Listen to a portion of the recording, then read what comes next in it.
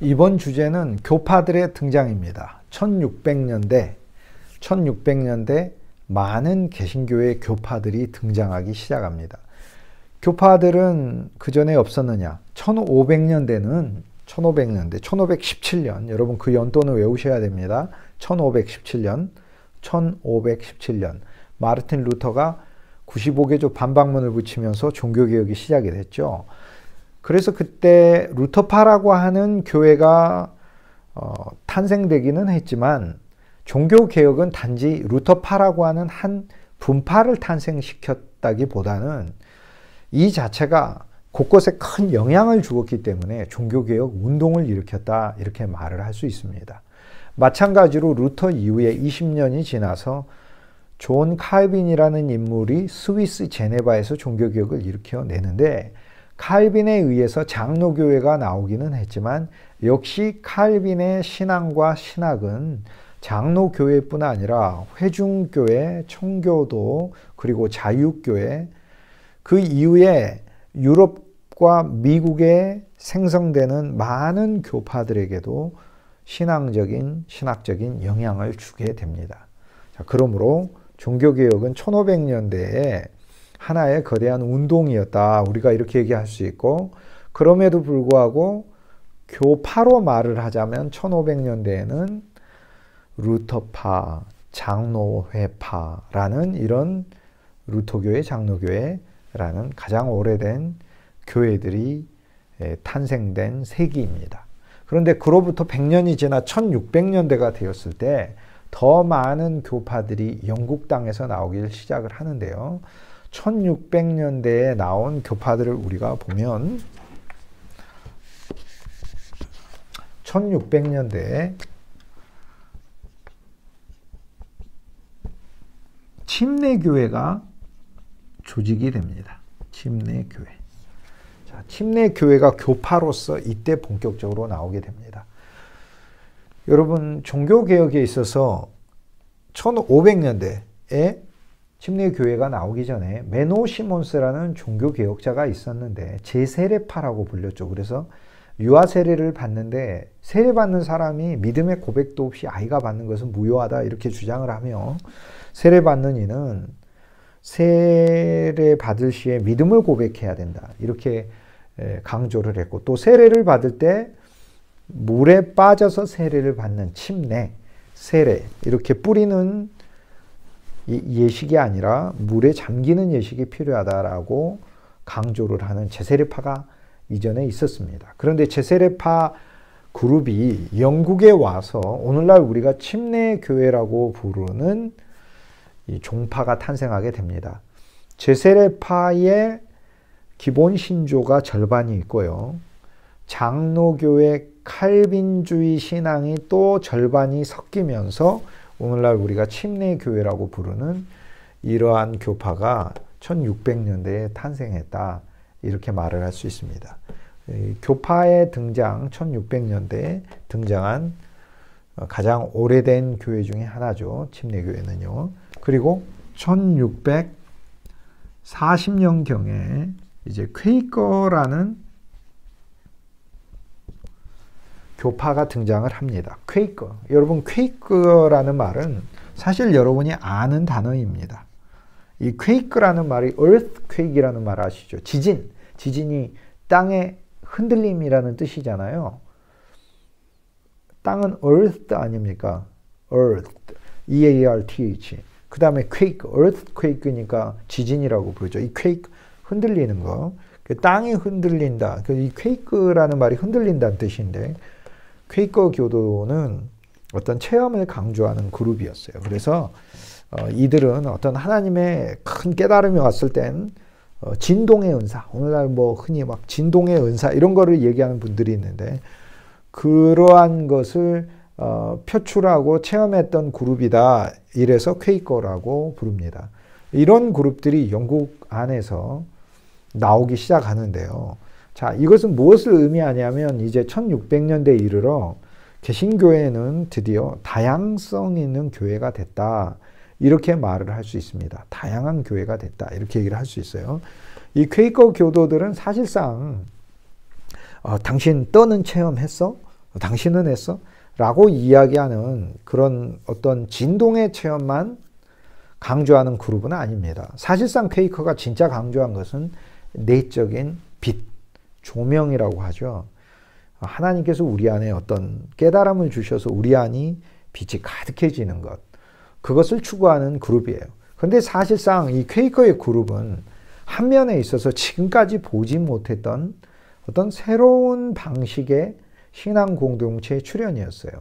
예를 들면 이 퀘이커 그룹 안에는 어떤 제도로서 목회자나 또 제도로서 정해진 예배 방식, 당신은 사회, 당신은 기도, 당신은 설교, 당신은 성가대, 이런 짜여진 방식으로 예배하는 것이 아니라 그 순간순간마다 하나님이 우리에게 주시는 이 자발적인 마음과 의지와 또 비춤을 통하여 자연스럽게 서로 만나서 예배하고 교제하는 이러한 방식의 예배를 선호했습니다.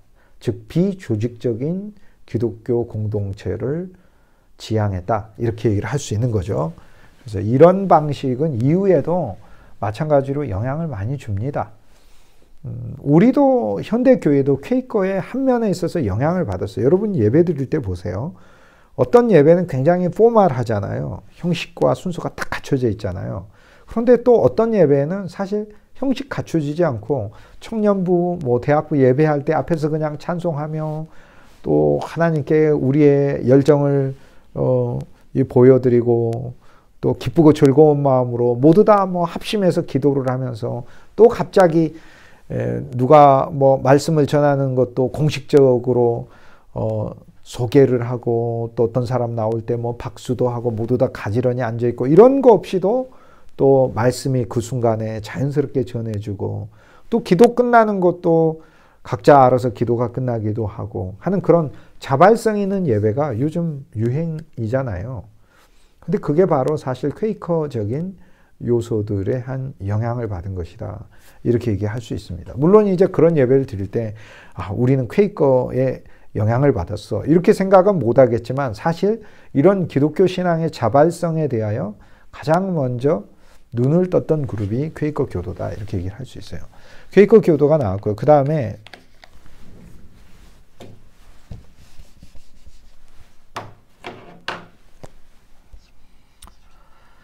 1660년대 이후로 자유교회 그룹들이 나오기 시작을 합니다. 자, 자유교회 그룹이라는 것은 무엇을 이야기하냐면 이때 신앙은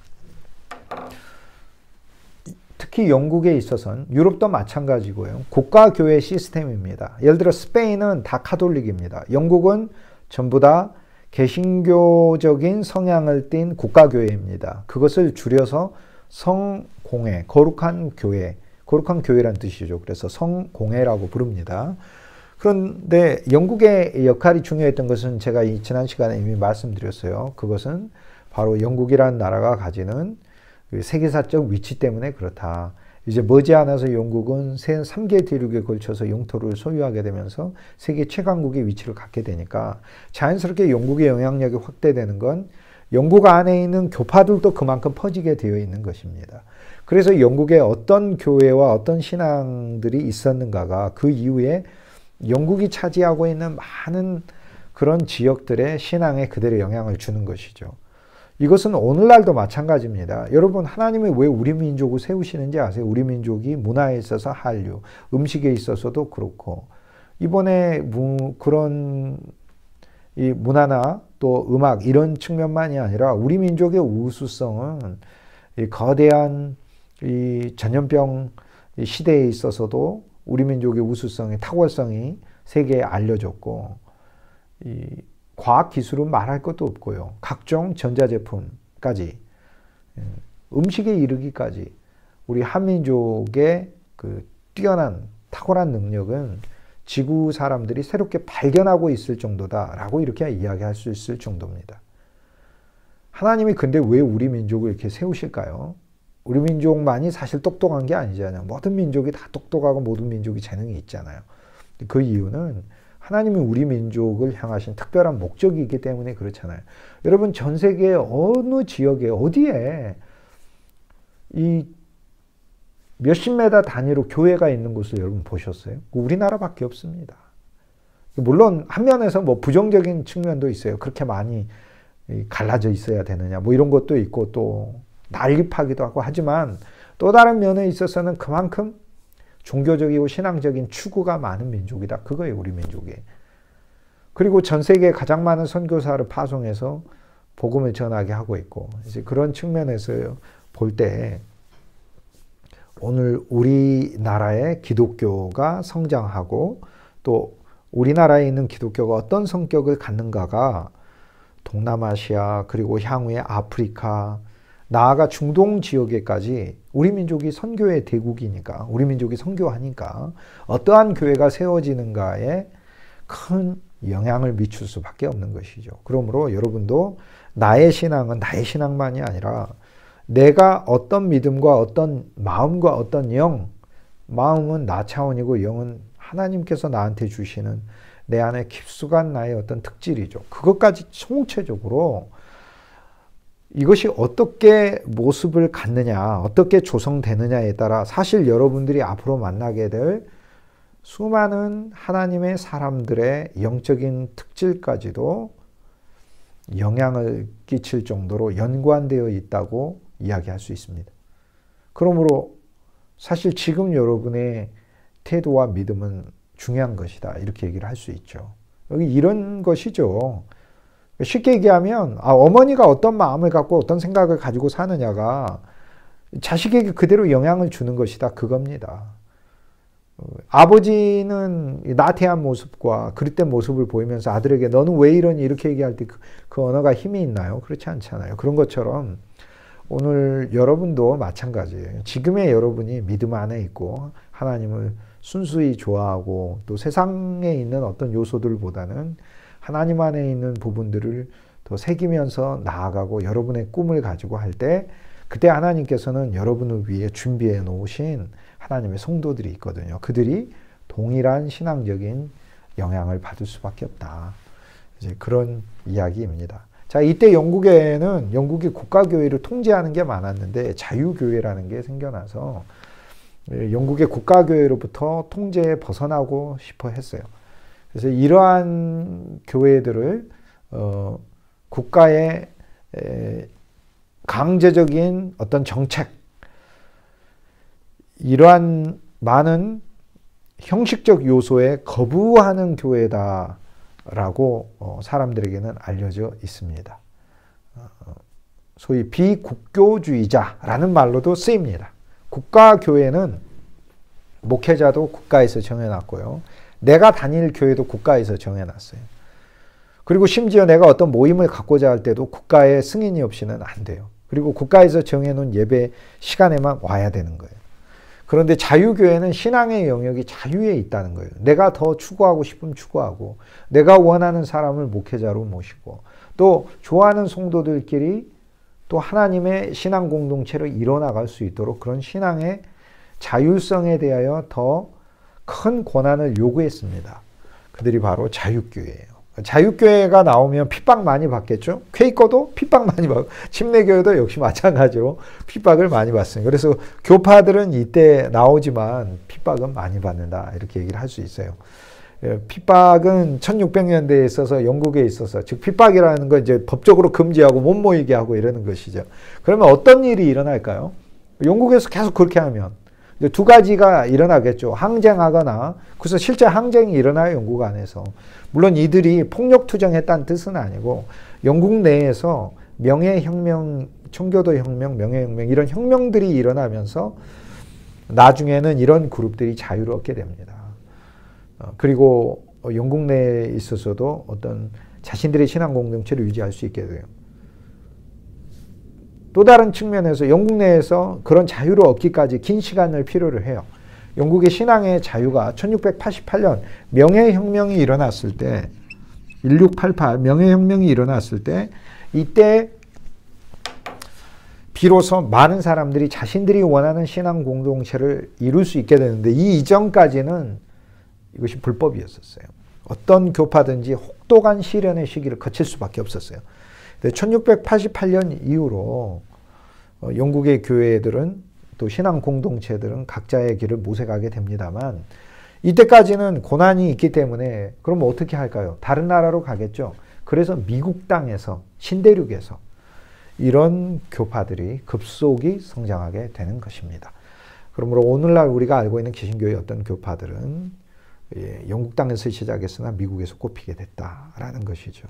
자, 여기에서 우리가 하나 살펴야 할 게 있습니다. 무엇이냐면 이러한 교파들은 단지 분열로만 생각하면 안 됩니다. 다양성의 시작이다. 또 다양성의 표출이다. 이렇게 얘기할 수 있습니다.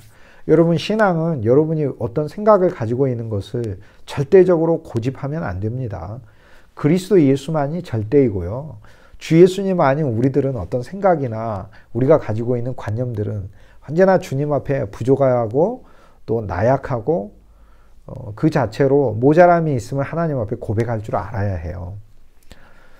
여러분이 어떤 신앙에 대해 어떤 관념을 가질 수는 있는데 그런 부분도 하나님 안에서 늘 구부릴 수 있는 유연한 마음을 갖는 것, 그리고 다른 신앙에 대해 인정할 수 있는 태도를 갖는 게 중요하겠죠. 역사에서는 이런 여러 교파들이 출현을 할 때 국가교회 시스템 아래서 압박이 있었던 것을 명백하게 우리가 발견할 수 있어요. 그건 불행 아니에요. 어떤 그리스도인이 압박하고 핍박한다. 더구나 이 많은 그룹들은 진실한 그룹들이 많았는데,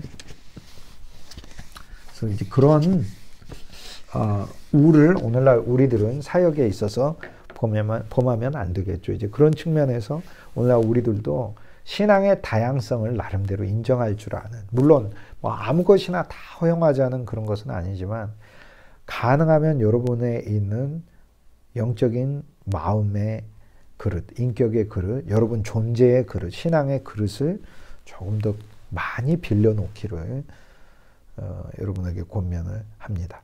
자, 교파의 시작이 1600년대에 일어났는데 우리가 하나 보아야 될 사실이 있습니다. 그것은 바로 유럽 대륙에서는 그러면 무슨 일이 일어났느냐라는 거예요. 자, 영국에서는 이런 교파들이 등장을 했는데 유럽 대륙에서는 어떤 일이 있었는가? 사실 1600년대 유럽 대륙, 그러니까 독일, 프랑스, 헝가리, 네덜란드 이렇게 유럽의 본토에 있어서는 참으로 참혹한 30년 전쟁이라는 게 일어났어요. 30년 전쟁. 30년 전쟁. 30년 전쟁이니까 30년 동안 싸웠네요. 자, 1616년에 첫 전쟁이 일어났습니다. 자, 이 전쟁은 이 카톨릭 세력과 종교개혁 세력의 전쟁이었어요. 30년 전쟁은요. 그러면 1616년에 일어났으니까 30년 전쟁이니까 1646년까지 30년 동안이나 참혹하게 전쟁이 유럽 본토에서 일어나고 있었어요. 그러나 영국에 있어서는 내부적으로 많은 교파들도 일어나고 또 영국의 성경도 번역이 되고 어떤 대립하고 혼란스러운 가운데서도 그래도 영국은 나름대로 여러 혁명들을 통해 세계사의 중심이 될 수 있는 그러한 토대를 마련을 했어요. 30년 전쟁은 유럽 본토에서 소위 독일과 덴마크 그리고 북부에 있는 나라들, 스웨덴이라는 이런 나라들이 한편이 되어 오스트리아, 이 카톨릭 국가들을 대상으로, 카톨릭 지역들을 대상으로 30년 동안이나 종교적인 이유로 전쟁을 벌였는데요. 지구상에 등장했던 어떤 종교적인 전쟁보다도 참혹했고 가장 오래된 전쟁 중에 하나예요. 이건 종교로 전쟁하면은 안 되잖아요. 사실 이게 역사에 있어서 종교 전쟁의 사실상 마지막 전쟁이나 다름없다 이렇게 얘기할 수 있어요. 왜냐하면 그 이후에도 전쟁이 벌어지지만 예를 들어 세계 2차 대전 벌어지잖아요. 근데 세계 2차 대전, 1차 대전이 종교 때문에 일어난 것은 아니죠. 그러니까 종교 아닌 다른 것이 종교에 직접적인 영향을 끼치면서 전쟁으로 비화됐던 거지 종교 자체가 전쟁의 원인이었다. 근대에서는 그런 경우는 좀 드물죠.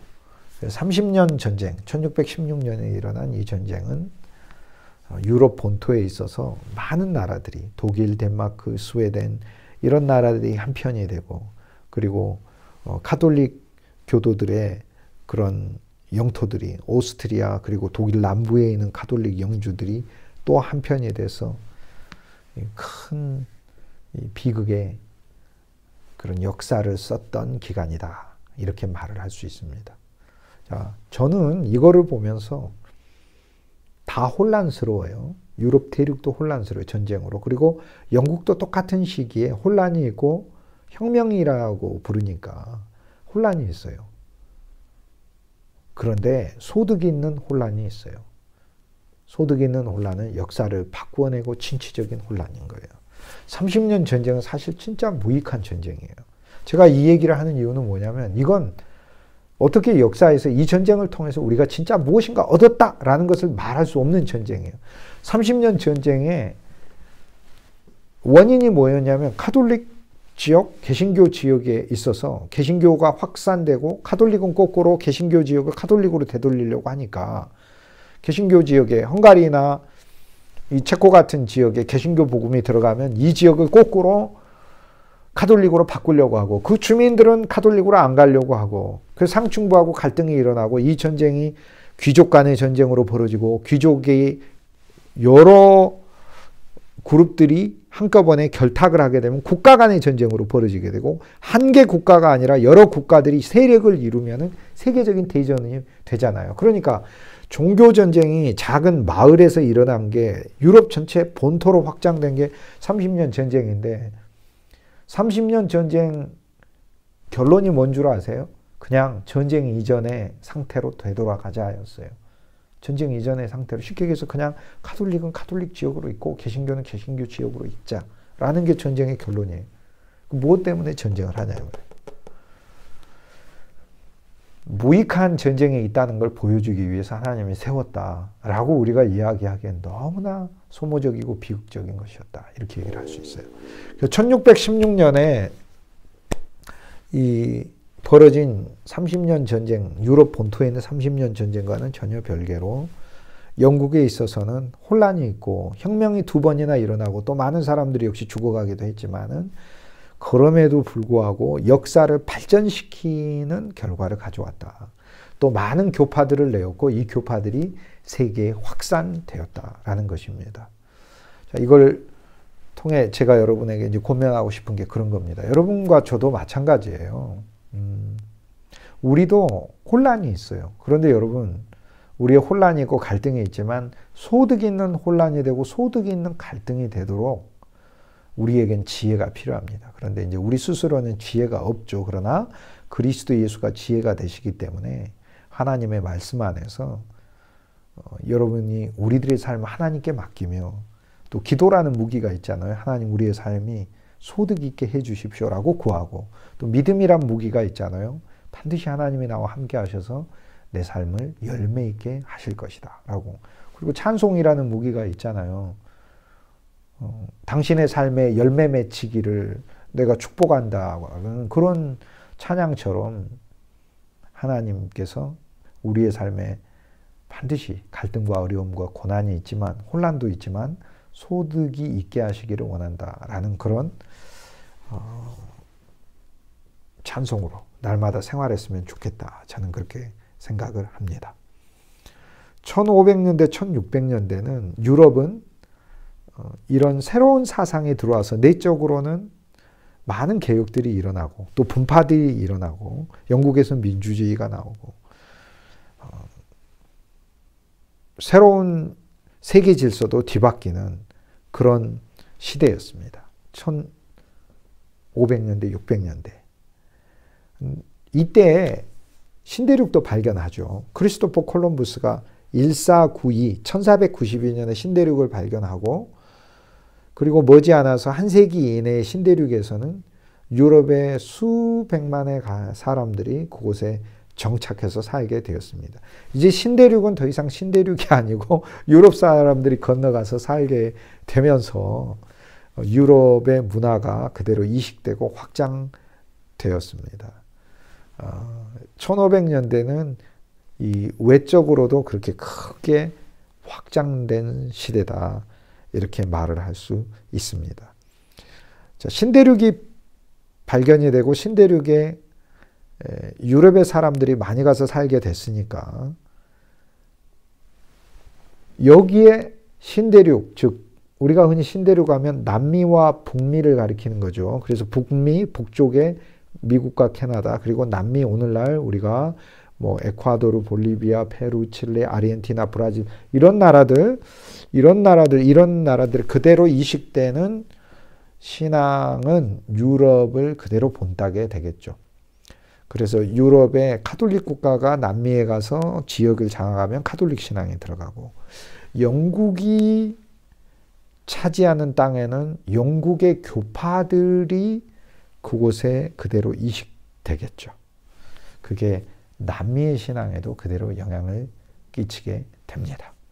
그렇지만 모든 역사는 또 각각의 사람들과 지역을 만나며 새로워지기 때문에 또 미국에 가서도 이런 교파의 신앙들이 미국 상황 아래서 나름대로 창조적인 모습을 가지고 새로워지게 됩니다. 오늘 강의는 저와 여러분이 함께 이 1600년대에 교파들이 등장했다는 것, 그리고 30년 전쟁이라는 모의간 소산이 있다는 것을 살펴보았습니다. 사실 대부분의 교파들은 1600년대까지 나왔다, 이렇게 얘기할 수 있어요. 감리교회는 1700년대에 나와요. 그러면 순복음, 오순절 이런 건 1900년대에 나옵니다. 한참 후에 있어야 나오죠. 1600년대까지 기독교의 다양성이 있는 그 시대, 갈등과 반목이 있던 시대를 살펴보았습니다. 창조도 있지만 혼란도 있고 아픔도 있고 싸움도 있습니다. 그러나 여러분은 반드시 열매가 있었으면 좋겠습니다. 소망하세요. 그리고 기도하시고 또 믿음도 가지세요. 하나님이 우리들의 이런 연구조차도 소망 있게 하실 거라는 그런 기대가 있었으면 좋겠습니다.